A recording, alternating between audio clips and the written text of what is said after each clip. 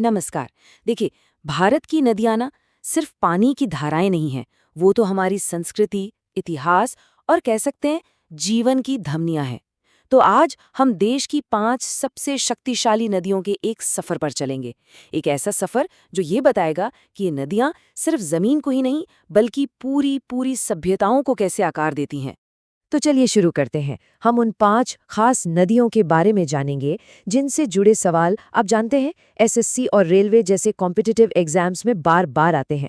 तो ये जानकारी सिर्फ जनरल नॉलेज के लिए नहीं है, बल्कि आपके एग्जाम में अच्छे नंबर लाने के लिए भी बहुत जरूरी है। तो ध्यान से सुनिएगा।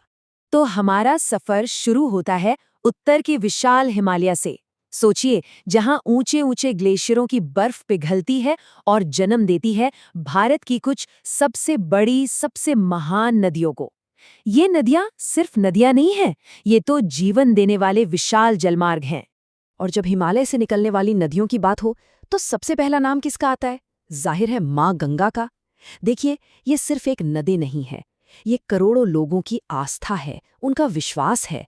ये भारत के दिल से होकर बहती है और अपने साथ ले चलती है संस्कृति और आध्यात्मिकता की एक पूरी विरासत। अब जरा इसके सफर के बारे में सोचिए। गंगोत्री ग्लेशियर से शुरू होकर पूरे 2525 किलोमीटर, ये कोई छोटी मोटी दूरी नहीं है। उत्तराखंड से निकलकर उत्तर प्रदेश, बिहार, झारखंड और फिर पश्चिम बंगाल तक कुल 5 राज्यों को ये जीवन देती है। और पता है, उत्तर भारत का जो विशाल मैदान है ना, जो हमारे देश का अन्न भंडार कहलाता है, वो इसी के पानी से बना है। सच में इसकी यही विशालता इसे भारत की असली लाइफलाइन बनाती है। अच्छा, अब एक एग्जाम फैक्ट पर आते हैं जो बहुत जरूरी है। जब भी हम गंगा की बात करते हैं तो उसकी सबसे बड़ी सहायक नदी यमुना को बिल्कुल नहीं भूल सकते। अब ये सहायक नदी या ट्रिब्यूटरी क्या होती है? सीधी सी भाषा में ये वो नदी है जो एक बड़ी नदी में जाकर मिल जाती है और उसे और भी विशाल बना देती है।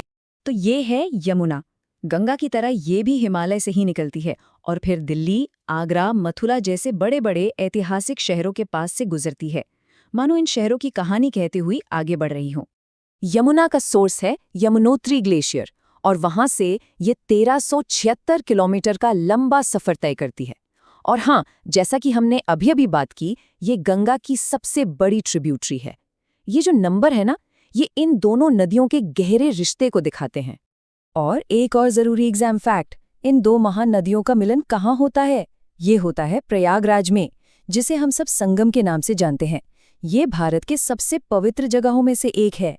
आप जानते ही हैं, यहीं पर हर 12 साल में विश्व प्रसिद्ध कुंभ मेला लगता है।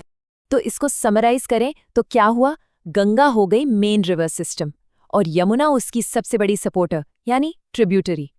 एक निकलती है गंगोत्री से, दूसरी यमुनोत्री से, और दोनों का महामिलन होता है प्रयागराज में।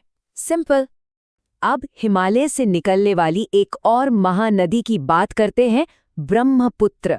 ये नदी अपनी जबरदस्त चौड़ाई के लिए मशहूर है। ये भारत की सबसे चौड़ी नदी है। इसकी ताकत इतनी है कि ये पूरे नॉर्थ ईस्ट इंडिया के लैंडस्केप को ही बदल देती है। हर साल मॉनसून में जब इसमें बाढ़ आती है तो असम के मैदानों में ये नई उपजाऊ मिट्टी की चादर बिछा देती है। इसका ओरिजिन होता है तिब्बत के चिमायुंगडुंग ग्लेशियर से। और एक बहुत इंटरेस्टिंग बात यह है कि भारत में ये सिर्फ 916 किलोमीटर बहती है।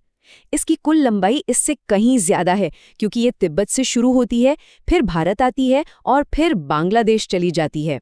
और भारत में ये अरुणाचल प्रदेश और असम की लाइफलाइन है।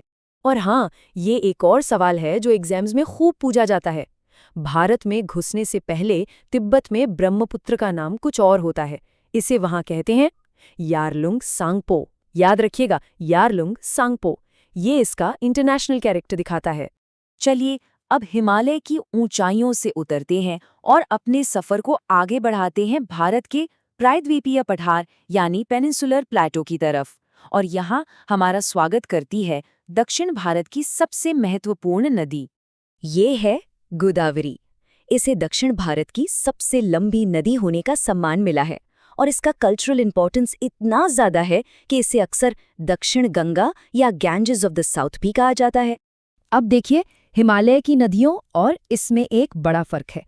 गोदावरी किसी ग्लेशियर से नहीं निकलती। इसका सोर्स है महाराष्ट्र के नासिक में त्र्यंबकेश्वर की पहाड़ियां, और यहाँ से ये 1465 किलोमीटर का एक लंबा सफर तय करती है, दक्षिण के पठार को सींचती हुई और 3 बड़े राज्यों को खुशहाल बनाती है।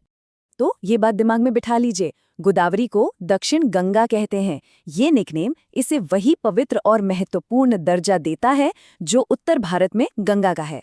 और हाँ, एग्जाम्स के लिए ये एक सुपर इम्पॉर्टेंट फैक्ट है। चलिए, अब हमारी लिस्ट की आखिरी नदी की तरफ बढ़ते हैं, और ये नदी अपनी एक बहुत ही यूनिक क्वालिटी के लिए जानी जाती है। पता है क्या? ये देश की ज्यादातर नदियों के फ्लो की डायरेक्शन के एकदम ऑपोजिट बहती है।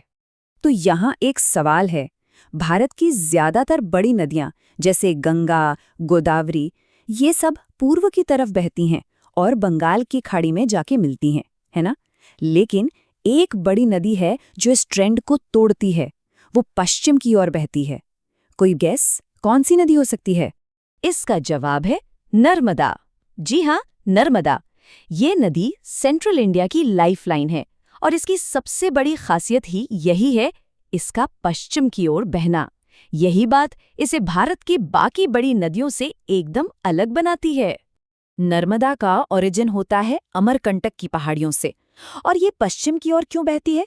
क्योंकि ये एक रिफ्ट वैली यानी एक भ्रंश घाटी से होकर गुजरती है, और इसी जियोग्राफिकल रीजन की वजह से ये लगभग 1312 किलोमीटर का सफर पूर्व के बजाय पश्चिम की ओर तय करती है। और सीधी सी बात है, अगर ये पश्चिम की ओर बह रही है तो इसका फाइनल डेस्टिनेशन बंगाल की खाड़ी तो हो नहीं सकता। ये जाकर मिलती है अरब सागर में। ये एक बहुत ही इम्पॉर्टेंट ज्योग्राफिकल फैक्ट है जो एग्जाम्स में अक्सर आता है। ओके, तो हमने काफ़ी कुछ जान लिया है। अब एक काम करते हैं, इन सारे इम्पॉर्टेंट फैक्ट्स का एक क्विक रिवीजन कर लेते हैं, एक रैपिड फायर राउंड, ताकि ये सारी बातें आपको हमेशा के लिए याद हो जाएं। चलिए मेरे साथ तेजी से दोहराइए।